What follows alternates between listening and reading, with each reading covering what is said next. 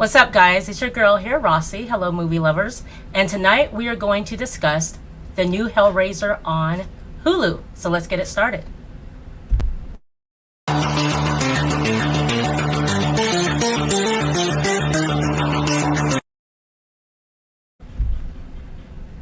What's up, movie lovers? It's your girl, Rossie, and I finally got to see the new HellRaiser on Hulu. I watched it late last night, about midnight. Just a second, let me get myself situated.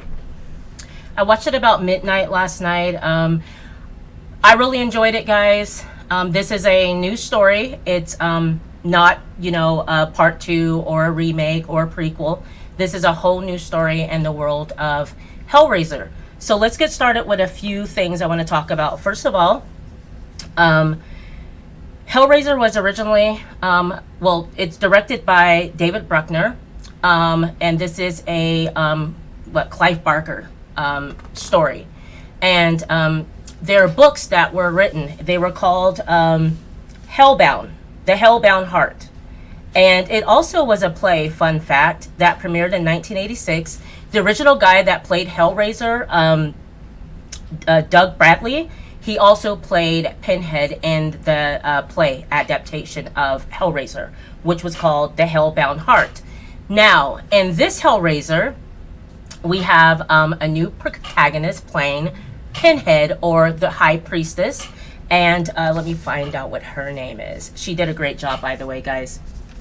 It is starring, just a second, let me get my stuff together here. So the movie is starring Odessa Azion. She plays Raleigh, which is our one of our main characters. And let's see, Jamie Clayton is playing Pinhead, or High Priestess, and she did a great job. So the story starts with our lead, Riley, and she's a drug addict. She has this boyfriend who's also an addict, not a great guy. And she's living with her brother, Matt, his husband, and another roommate. Well, I'm going to skip a little bit, skip around like I did last week with the blonde review. So we're going to go all out of order. So Riley is an addict, and she has this boyfriend, Trevor, who they are deeply in love with each other. When we get to see Riley and Trevor, as all the HellRaisers do, there's a sex scene, between Riley and Trevor, and they're going at it. Anyways, she lives with her brother, Matt, and his boyfriend and their roommate. And needless to say, Trevor and Riley are getting it on, and it's pretty freaking loud, and they don't realize that there's other people in the house. Quite funny. She comes out of the room, you get introduced to the other characters in the movie. As the plot goes along, anyways, Raleigh, she's really trying to beat drugs. I think she's a pill popper, and she was off for about a week. Her brother's not for it. He and his sister are very close, being that she lives with him, younger sister, and he takes care of her. But he's not too happy with the life that Raleigh has chosen, and being with Trevor, who's also an addict and just not a good guy, as you'll figure out later on in the film. What I really liked about this film was the fact that in this HellRaiser, they really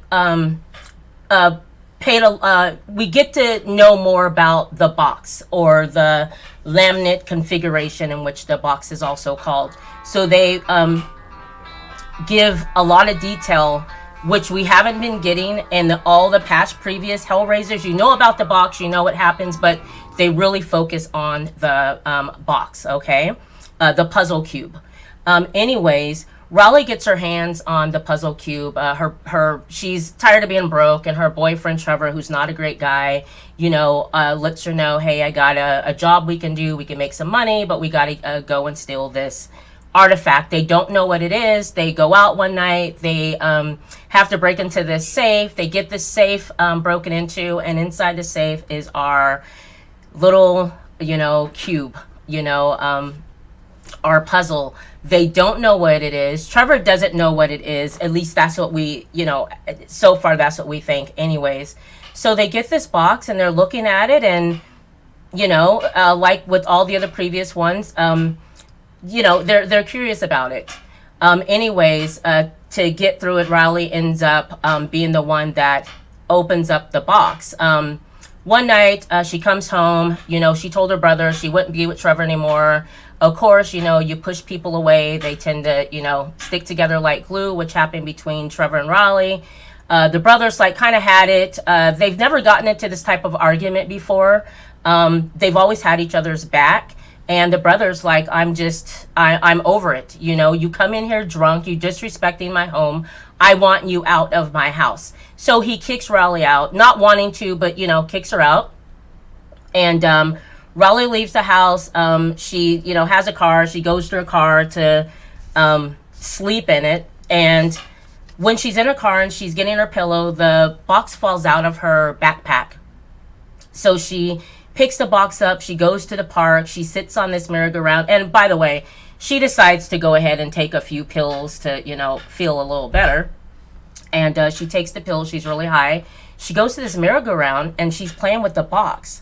And the box, I think it opens up at that point, but the box opens up, she sees that it opens up, but she kind of blacks out. Once the box opens up, guys, and you're playing with the box, you get to see the Cenobites. And the Cenobites are sadomasochistic. Sadists. They're sadists. I don't want to say the full name because I'm probably saying it wrong. But anyways, they're sadists. They're hell demons. They live in hell. And once you open up that box, that's when, you get introduced to the Cenobites. And there's many different Cenobites. There's one that was an old one, and then they have new ones, and they look freaking awesome. The makeup, all of it is it looks really good. So I really appreciated that. Anyways, Matt wakes up. He realizes his sister's not there. He goes up the street to go find her because he has this disturbing nightmare which wakes him up. And he finds her at the park on the merry-go-round, passed out. He's trying to wake her up. Riley, what's up? He tries to wake her up. There's this box there. And the thing about the box, guys, is there is this blade. Once that blade nicks you, cuts you, whatever, they own you. Basically, the Cenobites, our high priestess, they're coming for blood, basically. Anyways, it ends up stabbing Matt. Matt has a cut. Riley wakes up. He gets her up. He sits her alongside in the park against the wall next to the restrooms. He goes in a bathroom, and his cut is deep, you guys. It's opened up. He's bleeding all over the place. And then he starts to fade in, fade out. He's kind of woozy. You see the gash. So you understand that the blade that comes out of that cube, and if it is not just a nick, it cuts you deep. I mean, blood's everywhere. And at this point, the bathroom transforms into the box. It's the gates of hell opens up, and we see visions, or we see, the high priestess. You get to see, I think at that point you see some of the Cenobites, but you do get to see the high priestess. Matt doesn't know what's going on. He's tripping. He's in the bathroom. All of a sudden you hear him screaming. Riley wakes up, because she's taken some drugs, so she's in and out, coming to. She does hear her brother scream. She sees him, remembers him going into the bathroom, although she's kind of out of it. So she goes in the bathroom. There is no sign of Matt. He's gone. She still sees the blood in the sink, but he's gone, nowhere to be found. And if you love HellRaiser, you know about HellRaiser. You know where he is. He's trapped in hell, basically. From that point, Riley starts to become more interested in this box. And one thing that happens, though, right when after Matt disappears, the box, once it's opened up, it kind of goes into a different configuration, and she sees it's moving. And one thing you'll notice is when the blade cuts you, the blood drips on the cube, and it's feeding the cube, and the cube kind of sucks up the blood because obviously it's hell, basically. Okay. Let's see. There's some other fun facts or things that well, let me just read the synopsis, okay? Because I'm going all over the place because I really did. I love this film. It was really good. I didn't know what to expect. I thought it was going to be like a remake, and so when it starts, I'm kind of looking for, things that happened in the original Hellraiser. I was pleasantly pleased that this was a whole new installation, a whole new story, okay, from the Hellraiser world. But anyways, the synopsis is this. It depicts a sinister man in a suit luring someone into solving the mysterious puzzle box, and the Cenobites soon arrive in ghoulish fashion to inflict horrific torture on their new set of victims. Okay, so that's what this story is about. Kind of like other ones, but this one's really good because we really get to see the transformation of a human becoming a Cenobite. All right, and we saw that, and I think it was Hellraiser 2. They told a story about Elliot Spencer, who ended up being Pinhead, how he opened up the box and he wanted, the pleasures that they offer you. And let's just say the pleasure that they offer you that you think you're getting, pleasure and power, no, it's they have a whole nother, meaning the Cenobites have a whole nother idea of what pleasure is. Okay, so this box is pretty much pleasure and pain. Okay, and Roland Voight, who he's a millionaire in the film. You see him in the beginning. You get to see his mansion. He opened up the box, and he has this woman working with him, Serena, an older woman. And in the very beginning, before we even got to Riley and Trevor, the family, they show, there's this like party at this mansion. There's a really attractive young man, Serena, the older woman in the film. She's hitting on him, flirting with him, tells him, in 5 minutes or whatever, meet me, in the bathroom or whatever. She gets up and leaves. He follows her, and that's our first victim. This young guy is our first victim, in which she did this for Roland Voight, who is the older rich gentleman who originally opened up the box. Okay, and at this point we don't know what connection that Roland has with the Riley, Trevor, and Matt and his family. Anyway, so in the very beginning they show you that's the first kill, and of course you have the chains that attach to your flesh, your shoulders, your sides. I mean, just horrific. Absolutely horrific, and it's bloody, and it's Hellraiser, and it's an awesome kill. Anyways, so that's in the very beginning. Okay, so and you'll be able to meet Roland Voight again in the film. And when you first see Roland, remember he's in a 3-piece suit, and he did have the woman lure this young man, to feed the box, basically. All right. Anyways, back to Riley. She's wanting to find out more about this box because she saw the puzzle itself move. Her brother's gone, and she knows, that it has to be something to do with this box. Okay, so from there we start to, find out more about the box. Riley plays with the box more, and it changes shapes. Like, it goes through different phases, and I'm going to tell you guys about those phases, okay? And then we'll talk about the Cenobites. There's 6 configurations, okay, with the box. You have laminate, lore, laudorant, liminal, Lazarus, and Leviathan, okay? And each of them represents a different aspect of the human experience, okay? Pleasure, pain, all right? Let's see. And after the box cuts someone, the box opens up, the gates of hell, and the Cenobites claim the flesh of whoever opens it. Okay, so that's what happens with the box. And so when it was opened up, and her brother got stabbed, by that blade that's in there, that just will just come out the more you kind of move the box. And once that blade gets you, I mean, you're chained up, you're bound, High Priestess is coming for you.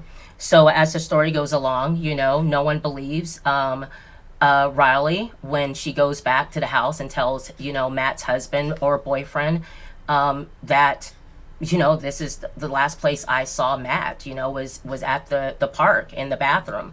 One thing she didn't tell him was the box. And so she begins to tell them about this box. They think that she's still, on drugs, that she's actively using. So something's not right with her, that they think someone kidnapped Matt, and that's how he's gone. So, as they're finding out more about the box, they end up going to the mansion, okay? And at the mansion, what's really cool about it is Roland Voigt has built this mansion, and it's like the Cube, okay?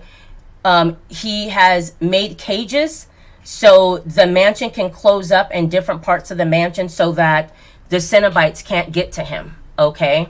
Because he's caged off the way that the house is built. It's pretty cool the way it looks. And when you see it, you instantly know that it's the box, okay? The Cube.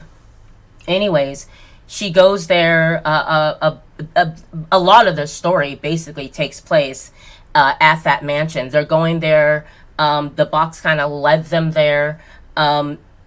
You get to see all of the Cenobites at some point when they're at the mansion. A lot of shit's going down. The Cenobites, guys, let's see. I have the name of the Cenobites. We have the Weeper, who is the new Cenobite. The bodies kind of have like a bluish tint, tears, it weeps. The skin is just, in all the Cenobites, there's always some pulling of the skin, filleted, opened up. So our new Cenobite has these dark, like black eyes. It looks like a monstrous alien, okay? But it's freaking awesome. The affix, this is a Cenobite where it's like she can't breathe, obviously, and the skin is pulled over her face, so all you hear is this struggling to breathe. That's a scary one. Oh, my favorite one is the mask. This Cenobite face is stretched out. I mean, it's just stretched out, and it's like wires, that's on top of the face or underneath the face. It's really freaking creepy. And then they mentioned one, the mother. And this one, it's seen in Roland's art gallery in his house. There's like a picture of her, and she's called the mother because she has this built belly. She looks pregnant, and it don't look like it went too well, okay? A lot of these facts, guys, I got from the Den of Geek. It's an article that was written by Joe George. I read a lot of that article today to find out a little bit about, to read a little bit about fun facts about HellRaiser. So those are your Cenobites. Anyways, you end up finding out as they're in the house, and you have one of the roommates, the female roommate of Matt Riley and Matt's husband. She is our first kill, with the group of guys, our main group, okay? And the way that she's taken, it's really cool because they're in the house. There's these buttons behind the bar, and you hit a certain button, and like this piano playing, organ playing goes off, and she's like, "Oh, sorry guys, didn't mean to hit that one." Then she hits another one, and like the wall opens up. So she goes into the wall closes up, and she's stuck there. So she's stuck in a wall. Dude, all of a sudden, she looks behind her, and she sees like a shadowy figure. I think it's the high priestess. Anyways, by the way, guys, side note, also, Jitter Teeth, the chattery teeth guy, he's back too, okay? Anyways, so she's in the wall, and this kill that she gets, dude, like, they freaking, the pinhead sees her. She's freaking out. She's trying to run from them, and it literally takes the pinhead, high priestess, takes the pin, sticks it in her neck, okay, after she's already being tortured. And what's really cool about this scene is as the pin is going in her neck, they have a view of the inside of her neck and her yelling, and you hear that. It's an awesome freaking kill. And they stick the pin through, goes through one side, pulls it out. I mean, torture. You hear her screaming. She's gone. She's in the underworld, the hell, gone. That's our first one, all right? As they're trying to escape, because a lot of shit's going on. I'm probably missing some stuff, but I'm trying to get through this. There's just so much. Anyways, as they're, going along, they realize that the house has levers as well, and they can hit a lever and the cage, closes up by the door so that the Cenobites can't get into the house. And so you have Trevor at this point, who's been bitten by the chattery tooth when a chunk is taken out of him. He's still living, though. Riley's working hard to help them. By the way, she does have a discussion with Pinhead before Trevor gets bitten, and the High Priestess. And the High Priestess is letting her know, I need 2 more bodies. I need 2 more. Or I take you. So if you're able to solve the puzzle, you have leverage. If you're not, and you don't give them what they want, they're getting you. No matter where you go, they know where you're at, so they're getting you. Anyway, she has this conversation with the priestess, and the priestess lets her know. So she ends up turning the tables on the Cenobites, and there's a point where she realizes that she needs to lure one in for that to be a kill, because she doesn't want to kill her boyfriend. She doesn't want to kill, Matt's, husband, and we already lost one, you know what I'm saying? So she turns the tables. They do this trap where they open up the gates, goes outside, and then all the Cenobites just appear. You have the High Priestess in front. You got all the others that are on the side. And you guys, like, when they appear, like the first HellRaiser, those Cenobites were awesome. But this one, it's just, there's another level of creep with the graphics we have today, the makeup we're able to do. It's just freaking awesome. And when you're able to see every single one of them at one time, it's just so freaking cool, dude. And they're focused on getting you. So they end up luring at the Asphyx into the house, and they freaking stabbed the chattery one. He ends up getting poked with the cube, and so there is one kill. So they decide, okay, and what's effed up about this is, even though the Cenobites are one with, our High Priestess, and they work together, it doesn't matter. If that blade on that box cuts you, I don't care who you are done. You are them. And knowing that the chatter, Cenobite has already been taken, because you see where he's at, you finally see just the chains that come and bound you, and just rips the freaking the chatter, Cenobite, just, dude, rips it apart. Done. So we got our first kill.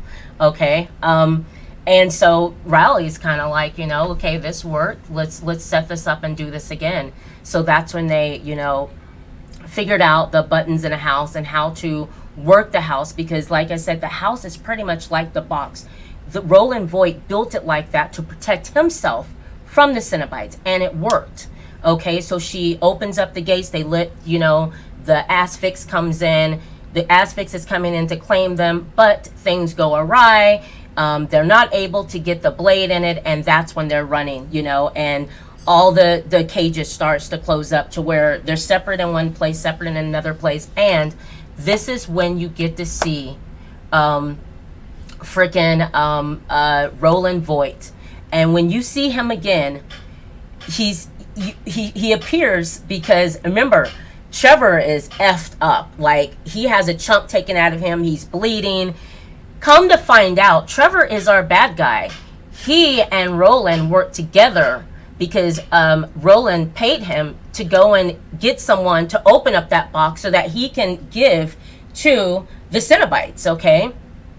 Because Roland made a deal, pleasure. But pleasure wasn't exactly what he thought it was, or we think it was. And dude, when you see Roland, oh my gosh, it's like he has this organ in him, like a part of the box in him, and it's constantly, it's turning, and it's actually his nerves latched in this organ thing, a metal thing that's a part of his freaking chest, and it tightens up. So he's going through this torture because he is going to be the new Cenobite.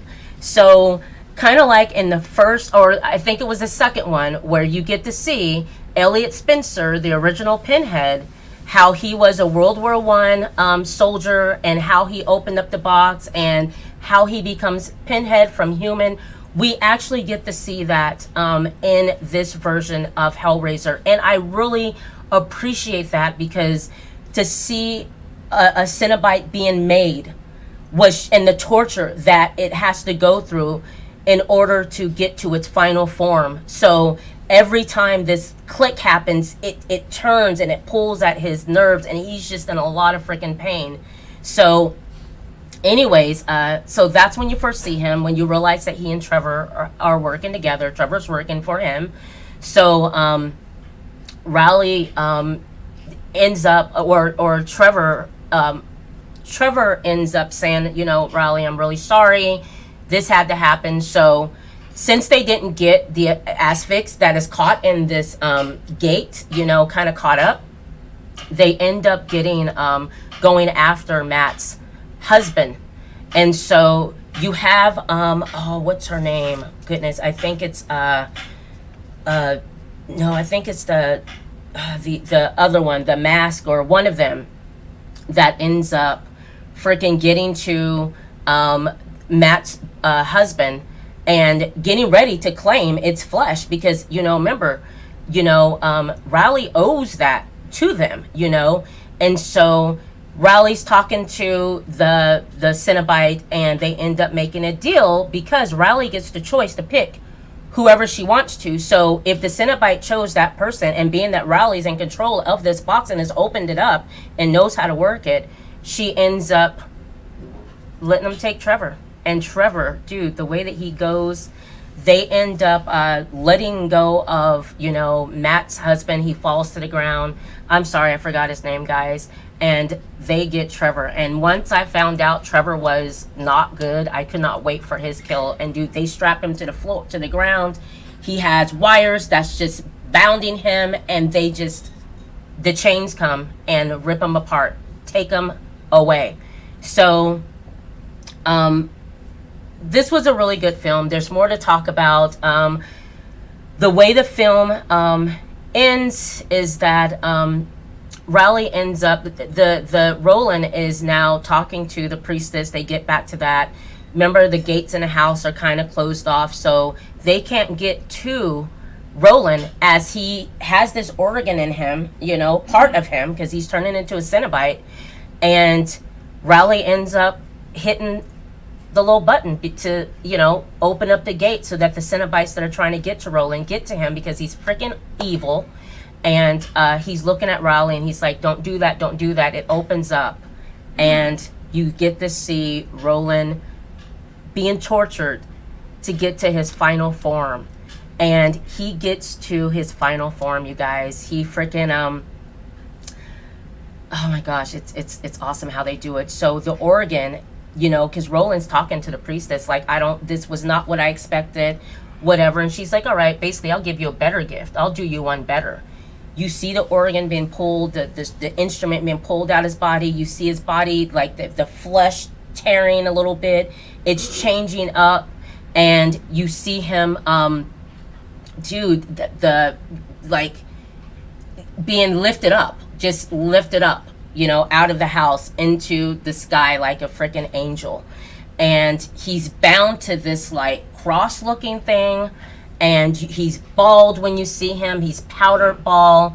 And you see the transformation happen to him becoming a Cenobite. It was freaking cool, dude. There's his body stripping apart, skin filleting open. His mouth is filleted open, looking like the chatter.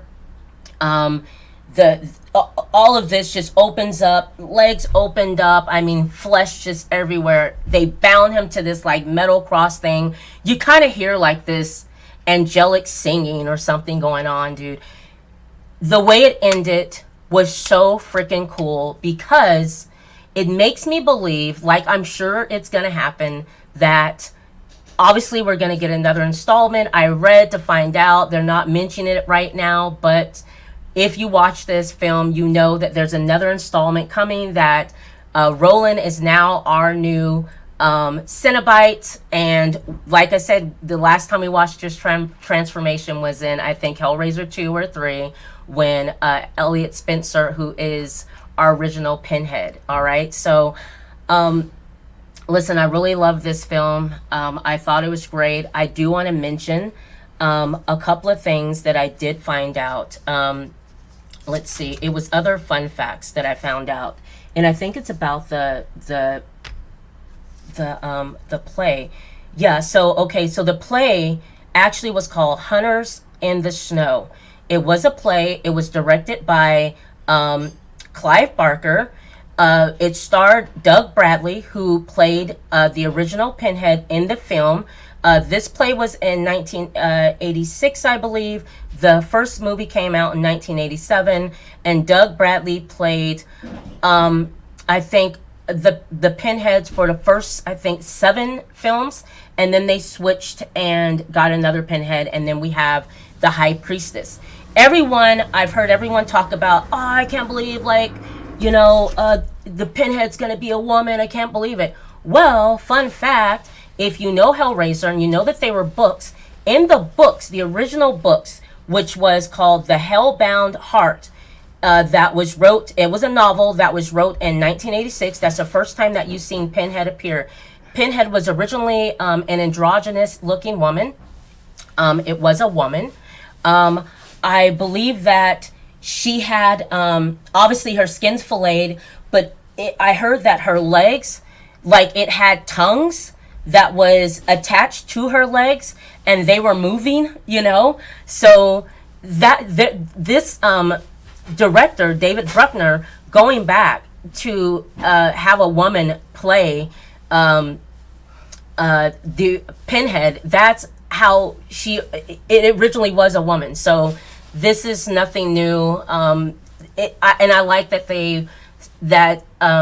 he went ahead and stuck with what the books had, you know, the Pinhead in the book, which was a woman. And I believe Jamie Clayton is a trans woman, and she did an awesome job. The voice, obviously, I believe it's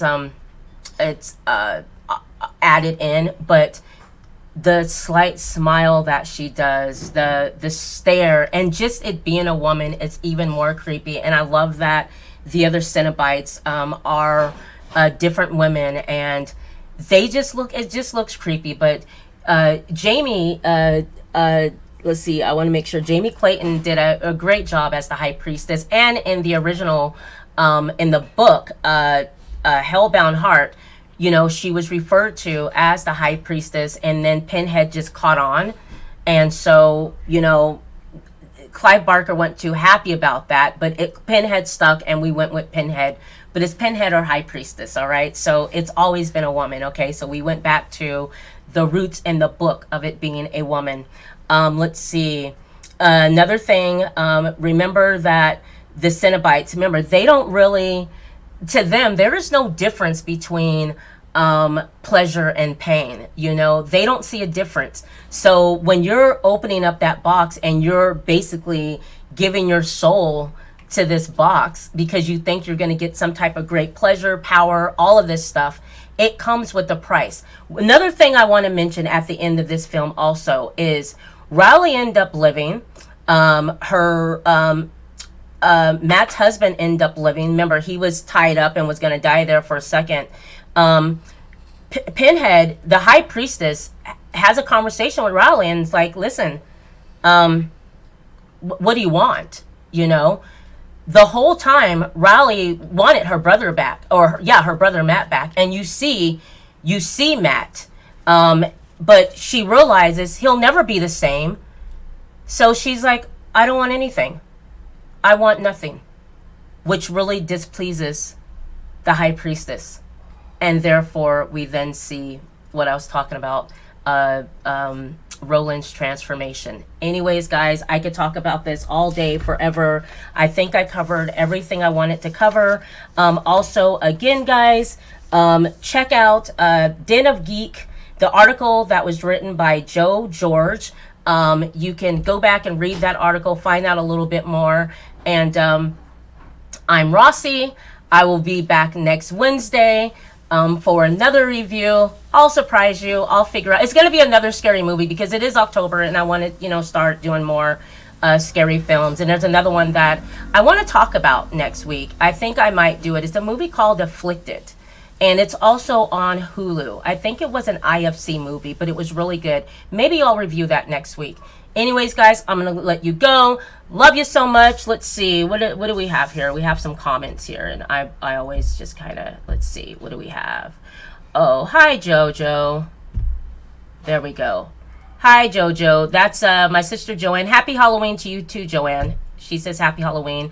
That's my little sister. We're going to go live at the end of October, probably the beginning of November, because we're going to do a review together as well. She's a movie buff as well. Anyways, really appreciate you guys. Thank you guys for joining me for another review. It's my 3rd episode. I'm really loving this, guys. Please follow John DeGregorio with Movie Lovers Unite. You can follow A-Town Alex. You can follow Charlie Whitman. Those are my guys. We're Movie Lovers Unite. I'm Rossie Talks, and I will see you guys next week. Please like, subscribe, and you can reach us at movieloversunite@gmail.com, or you can reach me at rossietalks at gmail.com. It's been a pleasure. See you next week, guys.